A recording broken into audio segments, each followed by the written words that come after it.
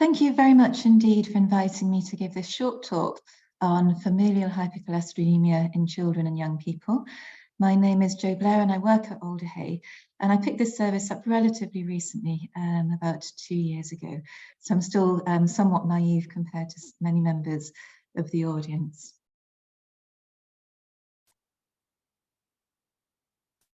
So in this brief talk, I thought it would be helpful to review the 2019 Heart UK Statement of Care for Children and Young People with FH, to briefly consider the evidence informing the guideline and discussions that are ongoing regarding the place of universal screening for children and young people, before very briefly considering how we're doing in Cheshire and Merseyside. So the Heart UK guideline was published in 2019, and I think it's excellent. It's pragmatic and easy to deliver in clinical practice. And of course, there are two routes to diagnosis. The first, when a child is found to have an elevated cholesterol level, and this is generally performed as part of cascade testing.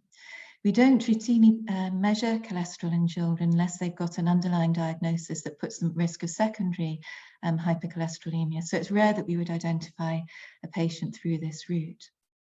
So once a patient is identified at being at risk of FH and is found to have an elevated LDL cholesterol, they then enter a program of genetic testing. And of course, there are then two possibilities. Either the child has a mutation and they're confirmed to have FH. If the LDL cholesterol is greater than 3.5, they then are considered for medical management. And if it's less than 3.5, they enter a program of regular surveillance until the age of 8 to 10 years. If the child doesn't have the mutation, but LDL cholesterol is greater than 5, it's then considered that they are still highly likely to have FH, and they're also referred for clinical management. If LDL cholesterol is between 4 and 5, and there's a very strong family history of premature heart disease or high LDL cholesterol, they're also considered to be very likely to have FH and to be referred for clinical management. But most of our patients are referred because a parent has high cholesterol and the child is then referred for cascade testing. The parent has mutation testing, and if the patient is found also to show the mutation, and of course they're then referred through to the clinical service. If the mutation is not found in a parent, the child is still monitored. They're reviewed at the age of 5 and 8 years, and cholesterol is measured. And if cholesterol is greater than 5, then they're considered to have likely FH and be referred for management. And if it's between 4 and 5, they enter this program of regular review. So once a patient is identified as having a mutation in one of the genes which is known to cause FH, they then are referred for regular surveillance and monitoring until the age of 8 years. And throughout their childhood, they're offered advice on healthy lifestyles and diet. We monitor their growth and puberty, and we reinforce the advice we give in clinic with written information. In a small group of children, we would consider treatment below the age of 8 years if there's a very strong family history of early heart disease, or if LDL cholesterol is greater than 5. In these very young children, we monitor them quite closely every 3 to 6 months in the first year, and then monitoring is extended. And the tests that we do are no different to that in adult service. We do LFTs annually and creatinine kinase at baseline, and then as indicated. Between the age of 8 and 10 years, we measure LDL cholesterol, and you'll see there if it's less than 3.5, we simply continue to offer lifestyle advice and monitor. And if it's greater than 3.5, we consider statin therapy if there is a family history of early heart disease. And I think it's very important to iterate that this is a joint decision, and the family has to be really has to buy into the notion that this is a beneficial thing for their child, and that the potential benefits of treatment outweigh any potential risks. As you'd expect, monitoring is less intensive in this older age group, and we see them every 6 to 12 months in the first year, and then annually thereafter. And the most important element that we discuss in clinic in longer term follow-up is adherence to treatment and the reasons why this might be suboptimal. Over the age of 10 years, most patients will be offered treatment if LDL cholesterol is greater than 3.5. And in addition to statins, we offer ezetimibe if cholesterol levels don't meet target. So our statin targets are lower in children than they are in adults. In children less than 10 years, we aim for 30 to 50% reduction in LDL cholesterol or less than 3.5.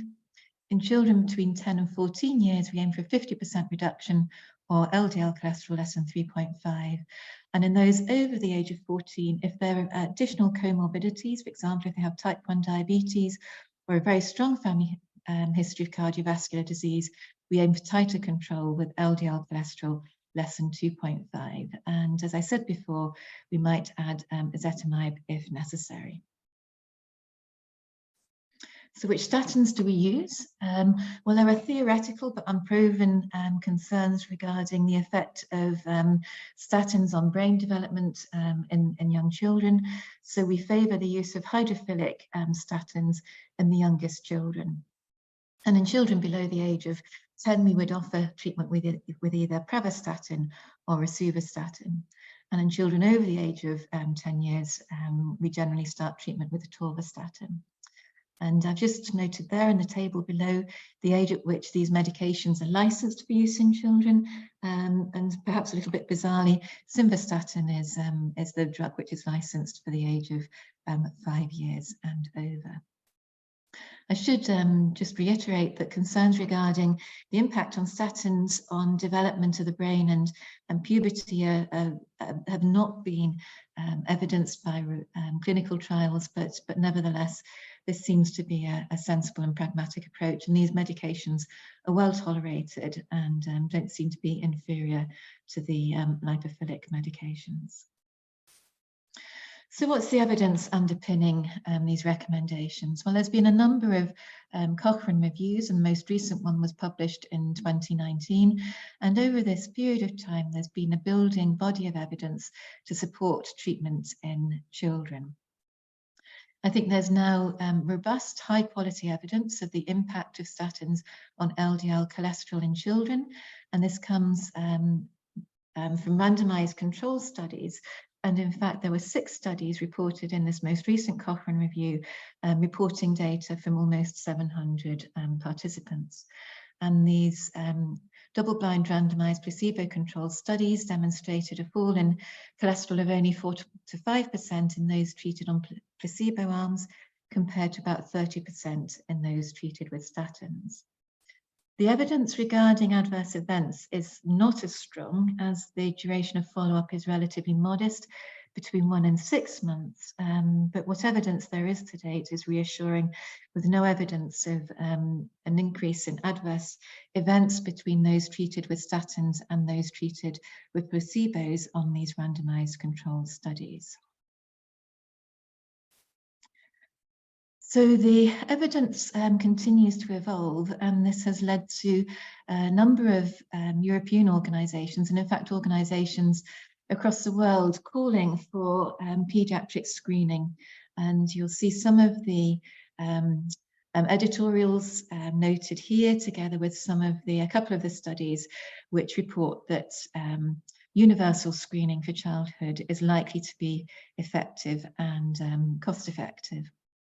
And a number of different studies have looked at different regimens. Some of them are selective, screening only children with a family history which is highly suggestive of FH, and other programs where all children are tested at different points in their childhood that they come into routine contact with healthcare professionals. But in the UK, the most recent position statement from the UK National Screening Committee was that screening is not recommended in this condition. And they based this on a number of concerns. First of all, although there's evidence that we can reduce LDL cholesterol using statins in childhood, the long-term impact of that on on heart disease is largely undocumented, and of course that's going to take many years of monitoring to be able to demonstrate that treatment in childhood does in fact reduce morbidity and mortality. And there are a number of databases that have been established across the world, and there's one in the UK which will follow children that start treatment on statins throughout their childhood and hopefully into adult life, and will generate data to address this area of uncertainty. There are also questions about the age at which screening would start. I think this is probably less controversial. In the UK, all children are weighed and measured in year 6 at school, and this equates to an age of about 10 or 11, depending where your birthday is in the school year.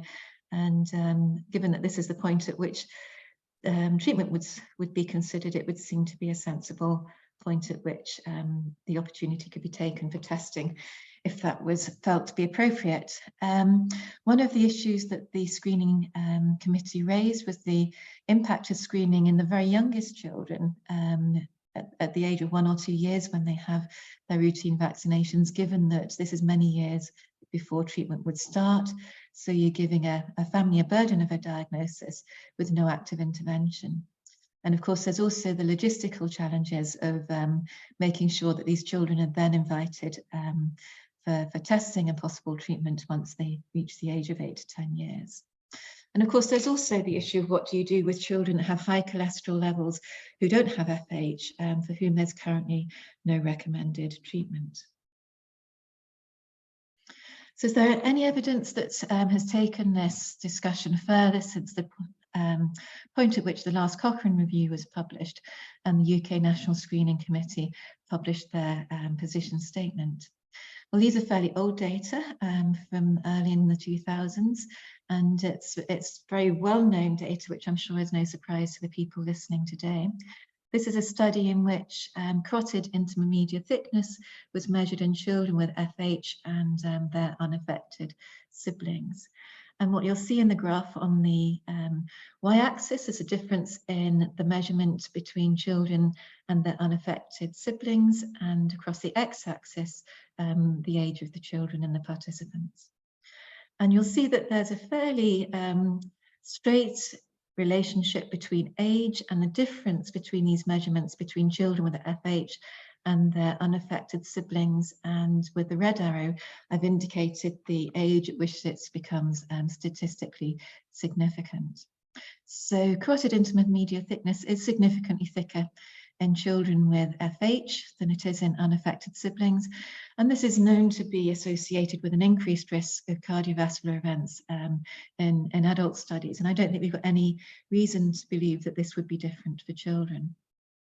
Other factors that independently predicted CIMT included LDL cholesterol, not surprisingly, and there was an increased thickness in boys compared to girls. So children recruited to the to the study reported on the previous slide were then recruited to a randomized controlled study of pravastatin for 2 years versus placebo. And then at the end of the 2-year period, all children were then offered treatment with pravastatin. And they were then followed up through childhood and into early adult life, and they were reassessed about 20 years after the point of the first study. And at this time point, cholesterol levels were measured in patients, and again in their unaffected siblings, and a subgroup of patients had further studies of carotid intermediate thickness. And you'll see in the patients with familial hypercholesterolemia in the graph on the left and shown in yellow, they showed a significant fall in LDL cholesterol during treatment, but only in fact 20% of patients achieved target treatment levels, which are indicated on this graph by the red dotted line. The unaffected siblings are shown in the grey boxes, and you'll see that they did have lower LDL cholesterol levels than their affected siblings, but that there was a tendency for these to increase. There was no significant difference, however, in carotid intermediate thickness between treated patients and unaffected siblings, which is very important and helpful information. When the outcomes of children with FH were compared to those of their parents who started treatment with statins from their mid-30s, you'll see that children with FH were much less likely to experience a cardiovascular event compared to their parents, as shown on this Kaplan-Meier score, although it's important to note that the number of children with FH aged 30 and above in this study is very small. And of course, the number of deaths in people aged less than 40 is fortunately very low, but again, there were no deaths in children with FH treated with statins compared to a small number of deaths in parents with FH treated from their mid-30s. So how are we doing in Cheshire and Merseyside? Well, if we look at the population data from the 2021 census from the ONS, we can estimate that there are about 300,000 children aged less than 16 years in Merseyside and Cheshire West. If we think that there is a mutation frequency of 1 in 300 in our population, that equates to about 860 affected children. And if it's 1 in 250, about 1,200 affected children.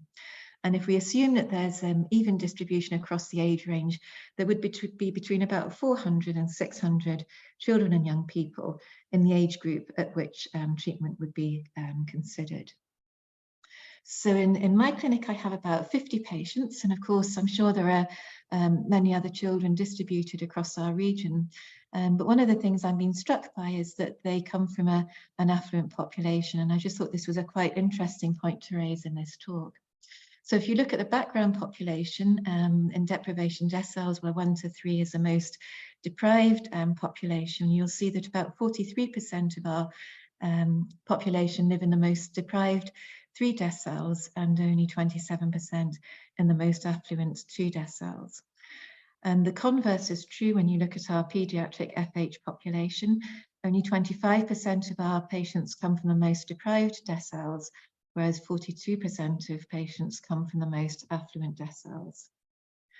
And this is important because even in childhood, there are a number of factors which are more common in the most deprived communities, which further increase their risk of cardiovascular disease. And they're more likely to be born with a low birth weight. They're more likely to experience adverse childhood events, which you might know as ACEs. They're more likely to be obese, to be living in areas where there's air pollution and smoking, etc. So I'd just like to conclude that I think the heart guidelines are pragmatic and set a standard of care that are deliverable.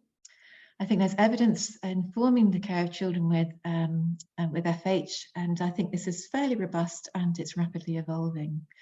The case for national screening programs is being made, and I think there is a case for targeting these at children where you have the opportunity to prevent FH, not just mitigate the risk. And obviously you can have then cascade testing, which moves up a family tree rather than down it. In the meantime, I think it's helpful to understand the demographic profile of patients in Cheshire and Merseyside, and to consider whether there's any evidence of inequity in access to diagnosis and treatment, and if there is, how could this be addressed? So thank you very much indeed for listening to my talk.